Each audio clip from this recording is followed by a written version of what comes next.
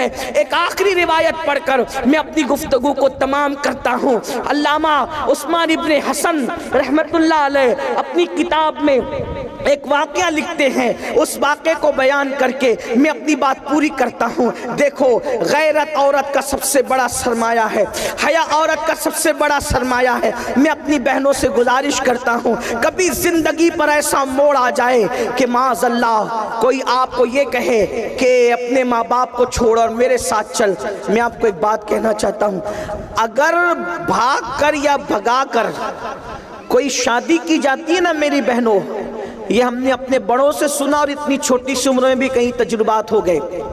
کیا جو لڑکی بھاگ کر شادی کرتی ہے آخری دم تک سسرال والے اس کو بحیثیت بہو کبھی قبول نہیں کرتے۔ 98% لڑکیوں کا یہ ہے، جب وہ شادی میں جاتی ہے تو ساری انگلیاں اس کی طرف اٹھتی ہے، دیکھ دیکھیے وہی ہے جو فلاں کی بیوی ہے نا، فلانی ہے، اس نے بھاگ کر شادی کی۔ کبھی اس کو عزت کے ساتھ ایکسپٹ نہیں کیا جاتا، اس کو جھگڑے میں تانے ملتے ہیں۔ دو لمحے کی خوشی کے لیے ہمیشہ کی ذلت کیوں مول لیں؟ اللہ نے درخت کے پتوں کو بھی بغیر جوڑ کے پیدا نہیں کیا ہے۔ میری بہنوں، مسلمان ہو تو سن لو، اللہ نے درختوں کے پتوں کو بھی بغیر جوڑے کے پیدا نہیں کیا، اللہ نے ستاروں کو بھی بغیر جوڑے کے پیدا نہیں کیا، سر کے بال بھی بغیر جوڑے کے نہیں ہیں، داڑھی کے بال بھی بغیر جوڑے کے نہیں ہیں، جسم کے بال بھی بغیر جوڑے کے نہیں ہیں، چونٹیاں اور کیڑے مکوڑے بھی بغیر جوڑے کے نہیں ہیں۔ جس اللہ نے جانوروں کو بغیر جوڑے کے پیدا نہیں کیا، جس اللہ نے پھول پتیوں کو بغیر جوڑے کے پیدا نہیں کیا، اس اللہ نے کیا تمہیں بغیر جوڑے کے پیدا کیا؟ انتظار کرو اللہ کے فیصلے کا، وقت آنے کا انتظار کرو، شرافت کے ساتھ زندگی گزارو۔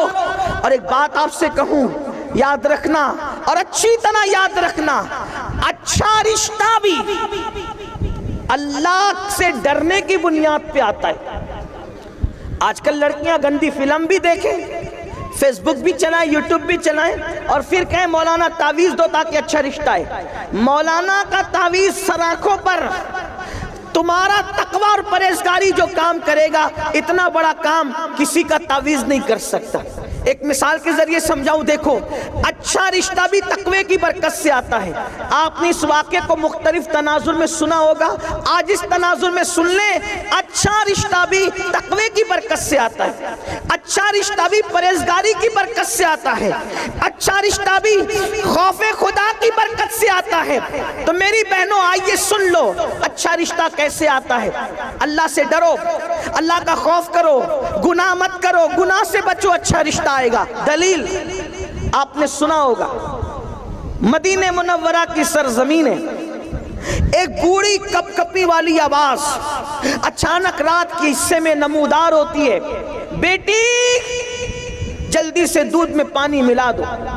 اچانک ایک جوان آواز اس کا جواب بن کر کے ٹکراتی ہے، امی، امیر المومنین نے منع کیا ہے دودھ میں پانی ملا کر بیچنے سے، اس کی اسلام اجازت نہیں دیتا۔ پھر بوڑھی کپ کپی آواز ٹکراتی ہے، بیٹی مسلمانوں کا امیر تو سو رہا ہوگا، عمر ابن خطاب، وہ کہاں دیکھ رہا ہے؟ پھر بیٹی کی طرف سے جواب جاتا ہے، امی، مسلمانوں کا امیر عمر نہیں دیکھ رہا ہے، لیکن ہم سب کا خدا اللہ تو دیکھ رہا ہے۔ تقوی دیکھو، پرہیزگاری دیکھو، خدا کا کرنا۔ اس وقت امیر المومنین مدینے کی گلیوں میں رعایا کے حال اور مزاج پرسی کے لیے گھوم رہے تھے۔ جب یہ کان میں آواز ٹکرائی، سوچا کوئی اتنی بھی پرہیزگار لڑکی ہے مدینہ منورہ میں؟ اس لیے کہ صحابہ کا دور اختتام کی طرف جا رہا تھا اور تابعین کا دور شروع ہو رہا تھا۔ اللہ کے رسول علیہ السلام پردہ فرما چکے تھے، امیر المومنین نہیں دیکھ رہے، اللہ تو دیکھ رہا ہے۔ یہ تصور تھا اس نوجوان لڑکی کا۔ آج کیا حال ہے؟ امیر المومنین نے گھر پہ نشان لگایا، معلومات لی تو پتا چلا وہ لڑکی کنواری ہے، اور اس کے بعد اپنے بیٹوں سے کہا کہ میں بوڑھا ہو گیا ہوں، تم میں کون ہے اس سے نکاح کرے گا؟ دیکھو اس کا رشتہ اس کی ماں نے نہیں بھیجا, اس لڑکی کو ڈھونڈنا نہیں پڑا, اللہ دیکھ رہا اس تصور نے اس کو بہو کس کی بنایا. توجہ کریں, کتنے بڑے گھر کی بہو بن گئی, اللہ اکبر. سینکڑوں مربع میل پر حکومت کرنے والے امیر المومنین فاروق اعظم کی بہو بننے کا شرف اس کو حاصل ہوا.